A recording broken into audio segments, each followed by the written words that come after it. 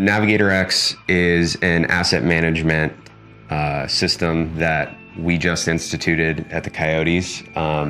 Been looking around at several systems for really 2 years now, and it just offered the best combination of price, functionality. The interface is very easy to navigate.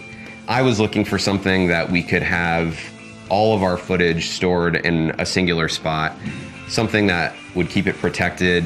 It's cloud-based, so if we get a power surge that comes through and blows out all our hard drives, we're safe. Honestly, just the system and the way it's set up, it just makes everything so easy. And a lot of the issues we were having without having an asset management system and a way to meta tag clips and media was we would be putting all of our descriptors into the file name. It just allows us to put so much more information in these files that we weren't able to before, that I can get so detailed when I'm looking for a clip.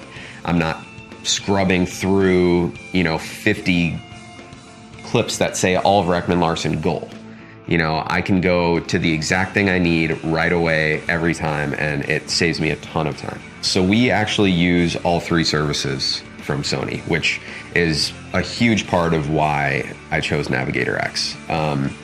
Each service in and of itself, is very valuable to us, and the fact that they all work together and it's very seamless across the board with them is a big reason why. MEMNON is a digitization service, and basically they make it so easy. All I have to do is send my tapes. They digitize them for us. They will add in any metadata that you need, give you any format that you need. And what's great is they can dump that straight into C. So C we use primarily for file storage and file sharing, but the way that they all connect, it just makes the system so simple, because I send tapes to MEMNON digitizes them, it goes into C, and from C I can easily get that footage into NavX. I can get it up into the cloud for Glacier storage with Amazon Web Services, which is tied to C as well. Ultimately, putting this system in place is going to benefit the organization for years to come. And long past my time there, hopefully this system will be in place, and the things that we put in motion now, getting NavigatorX integrated now, is really going to help secure the future of the organization from a visual media standpoint. Thanks to Jon for putting together that video. Thanks for Sony. Jon wasn't able to make it, so you guys really put that together specifically for this event, and we really appreciate it, because the idea of these case studies is not to be a commercial, I assure you. It's to dig into workflows, see what makes sense for you, whether this makes sense, and basically try to find similarities between what we're going to talk about and your own operation. So Jon gave us an overview there. Robert, let's talk about a little bit when the Coyotes decided to undertake this project. What were the biggest issues that they were having once you guys came into the equation, and how did you guys work with them to try to overcome some of those issues? Sure. So the Coyotes had several pain points that they were trying to solve, and they're pain points that we see across a lot of sports organizations. First and foremost, they were looking for an asset management system to catalog and organize all of their content. And also, they were looking for ways that they could leverage technologies like AI and machine learning to enhance the metadata that they were manually inputting. They were looking to streamline their production workflows. So, like with many other sports, the Coyotes, they've got multiple games a week. Those can be home games, away games. And what happens is the time frame that they have to produce their content and get that out to their fans, and really the window of relevancy a lot of times for some of this content can be very small. So for them, it's very important to not only shoot their content, but be able to produce it fast, get it out fast. So they were looking for our solutions to help streamline their workflows there. And also specifically for the away games, they wanted to ensure that during the away games, their workflows wouldn't deteriorate, or that they didn't have to scale back those workflows because resources were going to be limited on the road. So they were looking for us to help them there. And then lastly, they were looking to digitize and archive their content. From the digitization perspective, they had past legacy seasons on tape that just weren't being used. They were just sitting on shelves. And it was a missed revenue opportunity there, not being able to use that content. And then from an archive perspective, for all of the digital content that they had shot that was already existing, and also for any content moving forward, they wanted to ensure that it was not only preserved long term, but that they could also retrieve it very easily so that it wasn't going to fall into the same situation as their tape-based content. So those are the pain points. Those are the bitchy problems, right? So they needed a MAM, they needed to streamline their production workflow, and they wanted to digitize their archive. Awesome. How do they do that? Sure.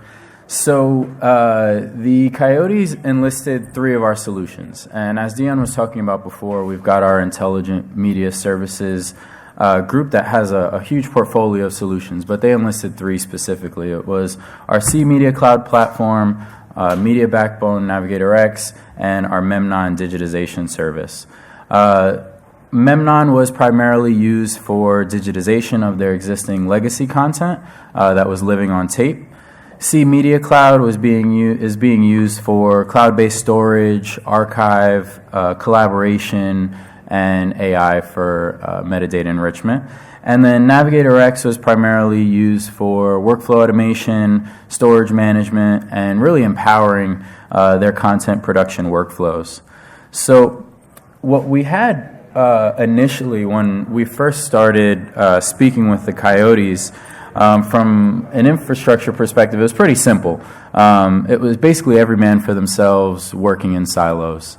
Each of their producer editors kind of had some form of direct attached storage, and their workflows were basically whoever shot it was bringing it back, offloading it onto whatever storage they had access to, producing their content, and then they'd either move it to another hard drive or keep it on that one. But there was no way for them to get content to each other outside of your normal sneaker net. So things were very slow. There were a lot of inefficiencies there. So when we came in, this is kind of what it looks like now. So starting from the top moving down on the cloud side of things, C Media Cloud is our our cloud-based production collaboration platform, and that kind of sits in the middle there in the cloud. And so that's allowing them to use the cloud as an ingest endpoint into their workflows. So MEMNON, which we talked about before, is our digitization service. MEMNON is digitizing their tape-based content and delivering that directly to C, so that not only can they start accessing that content to be able to work with it immediately, but it's already in the cloud. They can go directly to Glacier for long-time preservation of that. But we're not just shipping back hard drives to their facility where now they've got the same problem that they have with all of their existing digital content. Additionally, for remote contribution, whether it's their own team members at road games or maybe external contributors like contractors, they can use C as a way to get that content into their systems and even down into on-prem. And then because they're users of our own Sony cameras, our cameras have technology built into them where they can use Wi-Fi or LTE and directly from the cameras actually push proxies up from our cameras to the cloud. So that's enabling them, especially with their road workflows, to actually get that proxy content back to their on-premise editors even while those cameras are still out in the field. So they can begin craft editing before those cameras even make it back, and it really speeds up their content production workflow. Additionally, from a storage perspective, they had a need for archive, but they didn't want to invest a ton of money into on-premise archive. So through our workflows, we're enabling them to archive into Amazon Glacier. So it's very cost-effective storage for them. dormant storage for them, but through C and NavigatorX, they still have access to that content, so they can still preview that content, they can work with the proxies, and they can be efficient about what they're actually retrieving from the cloud. And then down on premise, we have NavigatorX. NavigatorX is basically serving as the bridge between all of their editors. Now their editors aren't working with individual direct attached storage. They have one centralized place where all their editors can go. They can search for that content and very quickly retrieve that content, whether it's living on premise or whether it's living in the cloud. And with C and NavigatorX integrated together, they can very quickly pass files back and forth between on-prem and the cloud, and anything that's coming in remotely from the cloud can automatically be brought down on-prem. So it's really making their workflows much more efficient. So anybody that's been through a project like this, you know what you want to accomplish, right? You know you have a plan in place, and then the real world intervenes and stuff goes down. So I think Grant Nodine said it a long time ago. He said, in any project, assume you're going to be wrong and be ready to adapt when that happens. So what did the Coyotes and, by proxy, you guys learn along the way? Were there any sort of changes in strategy, and what were some lessons learned there? Sure. So initially when we started speaking with the Coyotes, their main focus was on asset management. And the way they were thinking about it was really just on-premise asset management. They had these individual direct attached storage volumes that they wanted everybody to be able to access all the content. But their focus was really about on-premise asset management. And as we talked to them about their workflows and dived a little bit deeper, we found that even if we put in just an on-premise asset management system, there were still going to be a lot of pain points in their workflows.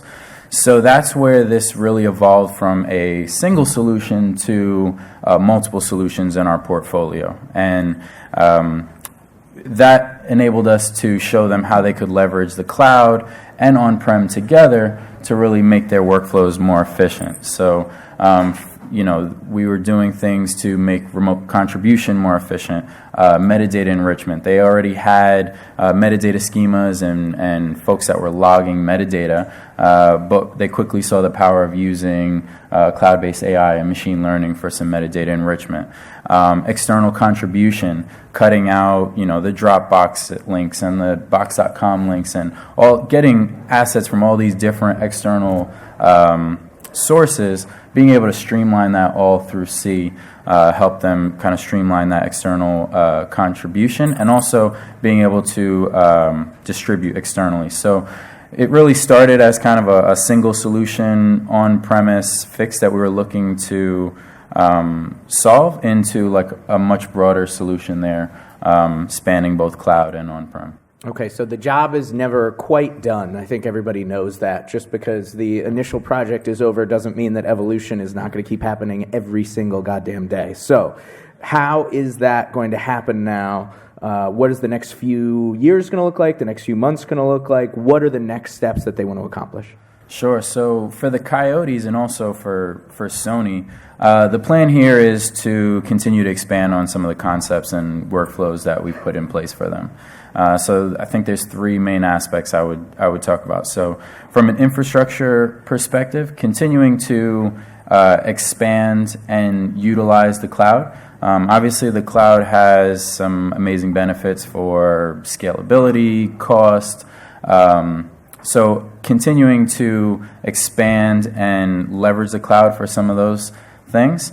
From Sony's perspective, all of our solutions are microservice based, so continuing to architect our solutions in that way so that they can be containerized and deployed in cloud environments, on-prem environments, or hybrid environments. And also not only just expanding into the cloud, but what we saw with the Coyotes, and we see this with a lot of our customers, most of our customers have some portion of their workflow on-premise. And so what actually happens a lot is there's a lot of inefficiencies today with using the cloud, where you may be using it and think you're benefiting from the cost effectiveness, but you're still editing on-prem, so you're getting hit with these egress charges all the time. So it's not only about expanding further into the cloud, but really for us, it's about enabling these hybrid deployments and making them efficient so that our customers can forget about how to be efficient with the cloud and let our solutions manage that and allow them to use both, but without incurring, without duplicating resources or incurring unnecessary fees. Obviously, AI and machine learning is a huge one and will continue forward. I think the main thing right now is metadata enrichment, but where we're looking into the future is really for workflow automation. So today, we have the ability to create rules for workflow automation, but with this AI and machine learning, we can also use that to predict when you'll need content retrieved from archive, or when content may be able to go to archive. So using some of the insights that we're getting from AI and machine learning for workflow automation purposes or business process management. And then lastly, being that we're Sony and we manufacture a huge number of cameras, we're in a unique position to really empower our customers' workflows from the point of acquisition. And we're already doing that today, but that will continue to expand. So instead of our solutions taking over and empowering the workflows once those assets have already been turned into files or offloaded from the cameras, really enabling our customers to start that process directly from the camera. So as soon as it hits the sensor, being able to access that content, maybe remotely controlling your cameras, allowing you to retrieve content, proxy content, or even full high-res content directly from those cameras, and not just retrieving, the full assets, but even doing partial retrieves from your cameras. Sure. So those are things that we're already doing today, but with 5G coming, and obviously connectivity speeds continuing to go up, that's going to be a much larger focus for us as well. Very cool. Well, thanks, Robert. And we hope everybody found this interesting. The idea is you get sort of a top-end view of various different operations. We'll have a couple different ones throughout the day, but we are trying to do more Q&As, so make it a little more interactive, not just a full deck necessarily. But hopefully you guys got some insight into what the Coyotes do, and Robert will be available for questions afterwards. So big hand for Robert. Appreciate it. Thank you.